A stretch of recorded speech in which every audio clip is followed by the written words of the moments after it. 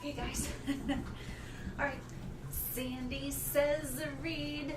Welcome to the channel. I'm vlogging just a bit.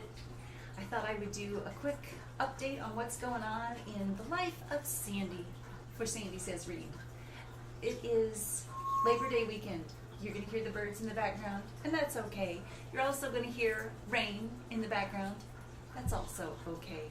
I have been at this table for 2.5 days now doing some writing because over Labor Day weekend I participate in the International 3-Day Novel Contest. I do this every Labor Day weekend because I love it. It is exhilarating and fabulous. I have the story part is done, and so today I've just been editing. During the day yesterday I was just adding some more scenes to it. Today I'm just editing, polishing, fixing up things that are a little inconsistent. Because when you're just typing away at 3 o'clock in the morning, inconsistencies creep into what you're writing. So that's what I've been doing. That's what I've been doing for Labor Day weekend. Woohoo! What else was I going to vlog about? I'm looking forward to BookNet Fest, which is happening next weekend. And during this vlog, I'm going to, after I finish up this editing and such that I'm doing here, I'm going to do some reading, and I'll talk to you later in this vlog about my reading goals. Yeah, my reading goals before BookNet Fest hits. That's it. We'll see how far I get with the rest of this stuff for the day, and we'll check back in on the vlog later.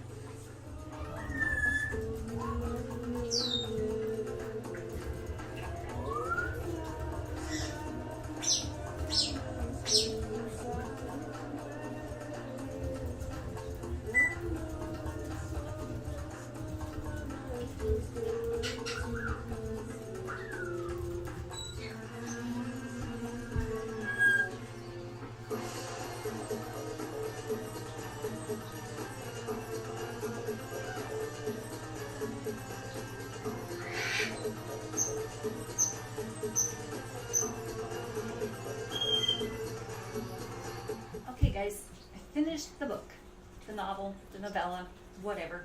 It is done. Hang on, I got it here. I came out with 16,835 words. That was this year's final word count, which is, it's not the lowest word count I've done on a 3-day novel weekend, but it's not my best either. I mean, I think the very first year that I did the 3-day novel, my word count was like 41,000 plus. That was a good year, and it was that would be my phone beeping at us. That first year that I did it was a really good year, and that novel turned into a really nice book. It is out and about, but Winston would like to be part of the video. Let me go get him. Yeah, you smell great. Yeah, you do. We're on film. Look at this. Oh, look at that. You're on film. See? Yeah, there's the camera. You can say hello if you want to. Or you can just hang out. Either way. Yeah, either way. These are books. Yeah, those are the books. Yeah. Okay, you want to climb on my shoulder? Yes, you do. Okay. Winston, see? Doesn't he look great? You guys got to see Winston during BookTube-a-thon. Why, that is the microphone. You gonna talk to the microphone? You can think about it. Okay, you think about it. What was I going to do with this portion of the vlog? Oh, I wanted to mention to you all that I have some reading to do this week.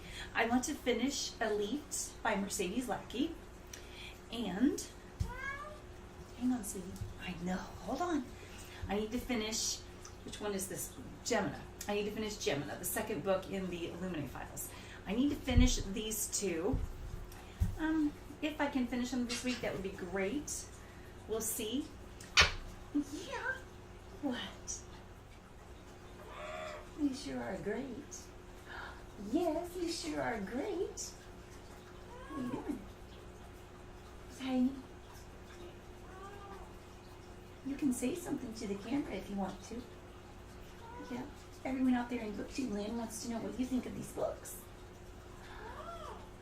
You think they're tasty, right? Mm-hmm. Winston is playing on the jungle gym back there now, and cleaning his beak back there now. Okay, what was I saying to you? Oh, I am going to try to finish these two this week. I'm like halfway through each one, so that should not be too difficult to get through those, and I'll read Spinning Silver so that I'm ready for the weekend. Spinning Silver, I believe we're going to have a discussion about that one at Book Fest next week. I don't remember, but I think so. Then Home Infinity and Beyond Readathon begins next weekend. I think it begins on the 7th. And then I will need to read the third book in this series. And on the 11th, Apex arrives in this series. So I need to get these finished before that all begins. The rain has started up again outside. It's going to be good for just sitting around reading for a little while. I think that'll be nice. I think I'm going to do that. It has been a long weekend, you guys. I'm kind of mentally exhausted right now from just writing like crazy for, 2.5 days, almost 3 days. Yeah. Okay, guys, it's later in the day, and I'm going to wrap up this vlog by going over some books that I read in July and August, and talking about some classics. During the month of August, there was a couple of BookTube channels that were talking about reading a classic. They offered the challenge of just read one classic that you've been meaning to read for however long, dig it off the shelves and read it. So I did that. The classic that I chose was Three Men in a Boat by Jerome K. Jerome. You get that up there where you can see it. I apologize. I'm not in my usual filming studio. I'm not in the guest room with the library built into it. I'm still in the kitchen where I did my writing earlier. During the month of August, I actually read a couple of classics during the month of August, but Three Men in a Boat was the one that I had been meaning to get to. And I can tell you, I'm glad that I got to it and got through it. As you can see, it's very short. Not a long book at all. The story is of these three gentlemen who go, obviously, on a boat trip up the Thames River with their dog. I think he's a Yorkshire Terrier. The dog's name is Montmorency. And then the three gentlemen in the boat. I never got the name of the narrator out of the book. I just got the letter J for his name. But then his friends, Harris and George, are with him in the boat. And Harris and George just antagonize each other to no end throughout this book. And the narrator, Jay, is often just found, reminiscing, daydreaming, and, letting the boat steer into things it shouldn't be steering into because he's thinking of other things. So there's a lot of comic moments in this particular classic, but there's no great plot. There's no plot twist. There's no great climax to the book, but it's interesting and intriguing. Following, I guess, the three men in a boat. And what I found very interesting is that in one of the reminiscences that the narrator has, he tells the story of being at an evening party and a German opera singer sits down to the piano to play a tune for them, and the members of the party are led to believe that it's a comic song that the German singer is going to perform for them, and it's not a comic song. None of the people in the party speak German, so they completely irritate the German singer who's performing for them, right? Okay, because they're laughing at his performance. And it turns out that his performance was actually of this tragic German poem. And the narrator, Jerome, gives a brief synopsis of I took the synopsis of that poem and I used it as the basis for a retelling, which I wrote for the 3-day novel contest weekend that I just had. I took that sort of German folktale and did a young adult retelling of it. And of course, because it's a German folktale, it's got paranormal twists to it, so my young adult novella also has a paranormal twist to it. So this was a well-timed classic for me to read. Okay. What I want to mention is that when you go to purchase a classic, you want to look at the publisher. Look at the press or the publishing house that is releasing the classic. This particular version was released in 2006. Obviously, Jerome wrote this thing back in like 1889. I did not get a first edition. I don't have that kind of cash to go buying first editions of those kinds of classics. But this particular version is well done. The annotations in it are well done. It's not full of errors and problems. Of course, you never have to worry if you find one that says Oxford World's Classics. No problems there. This is a reputable publisher. They've done a nice job with the classic, with the annotations, with the prefaces and the introductions. You don't have to worry. This is going to be well done. And in fact, during the month of August, I read Horace Walpole's The Castle of Otranto. This is actually the first Gothic novel. Ta-da! Yes, this is... Okay, guys, I think I have said like 17 times that this is the first Gothic novel. No, it is the first paranormal novel. But, you know, I'm so mentally exhausted after this weekend that half the things I'm saying in this video are probably slurred, and I haven't noticed that yet, so I'll keep editing.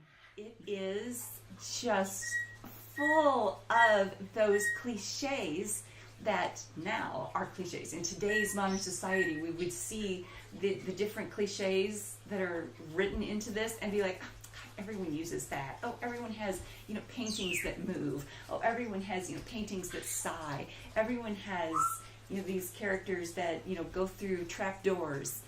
Well, back in Walpole's day, no, they didn't. He started this stuff. You know, of course, quite a lot of the, what am I trying to say? Quite a lot of the little twists and turns that happened in this book, you could see coming a mile away. That's because today we're used to those twists and turns.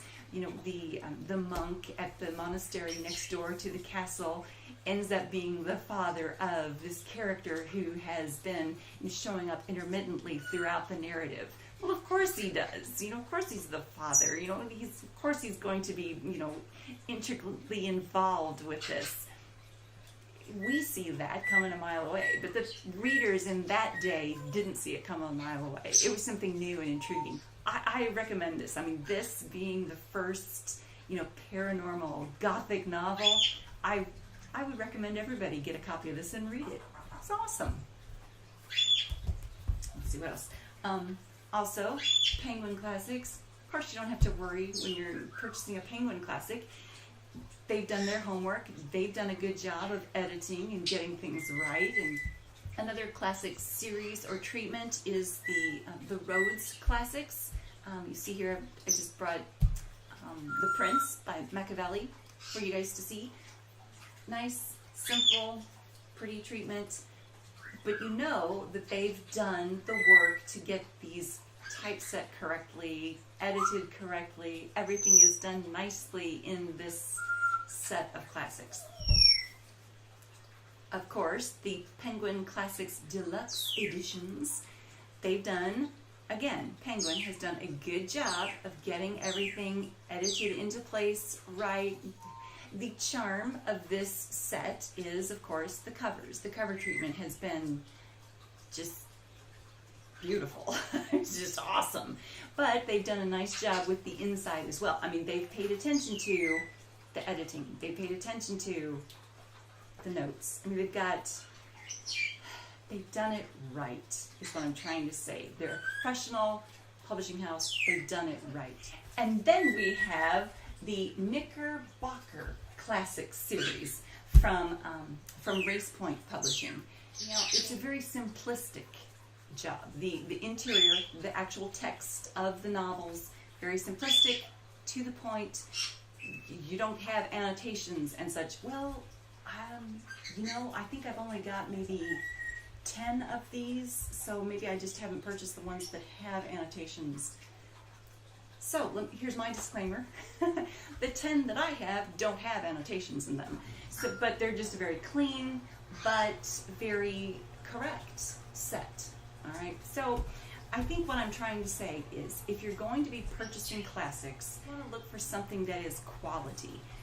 Yes, you can get some nice first editions or second editions, or some nice Easton Press version of a classic, but you're looking for something that is quality. Now, what I want to do is invite you to leave some comments below about a version of classics that you enjoy. Whether it's the Knickerbocker, the Penguin Classics Deluxe. What is a version that you have found that you have confidence in? Share that in the comment field below. And now, the next part of this vlog I want to talk about is some books that I read. Let's see, one that I read in July.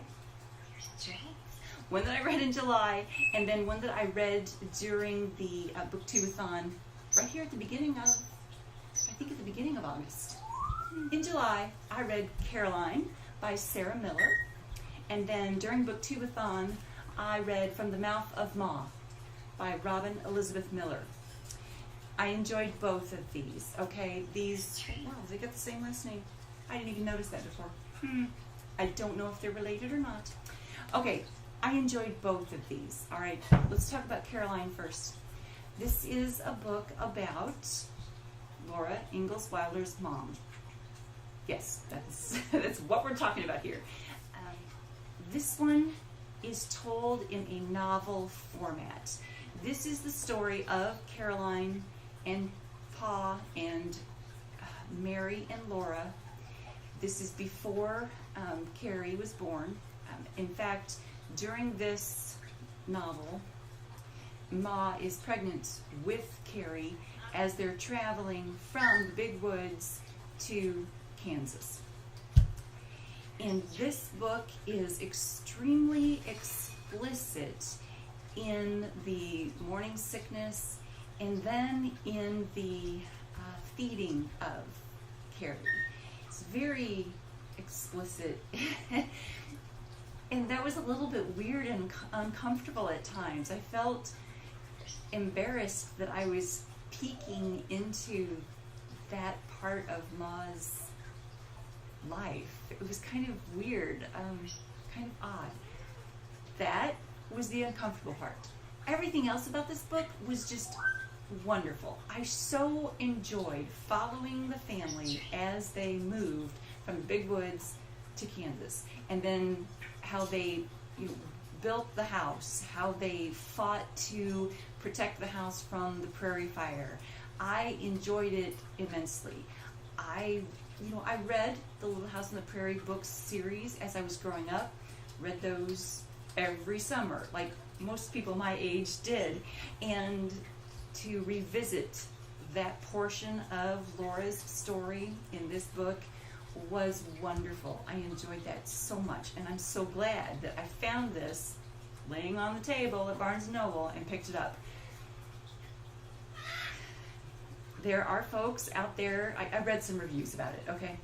And there are some folks out there who wanted to complain about Caroline's, what they saw as her prejudice against the Native Americans at the time.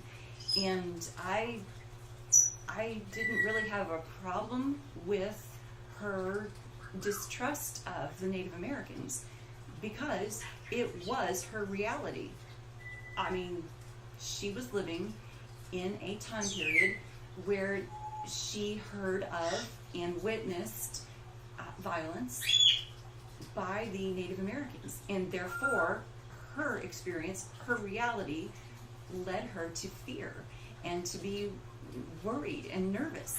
So she had that reality, and she just kept a distance from the Native Americans who came into her home and demanded that she cook for them. I mean, she really did have reason to fear and worry, when she was trying to protect her children while her husband was away. I mean, there were moments in this book where I really felt that Caroline was rising above her station and protecting her family and taking care of business. And then I saw it really come out in this book. From the mouth of Moth, Robin Elizabeth Miller did an excellent job with this book. Like I said, I enjoyed Caroline, but I enjoyed this book more. This one is a little bit shorter, as you can see. This one is told in a more conversational manner. Robin has put together a book here that is more research bent. It's not a novel.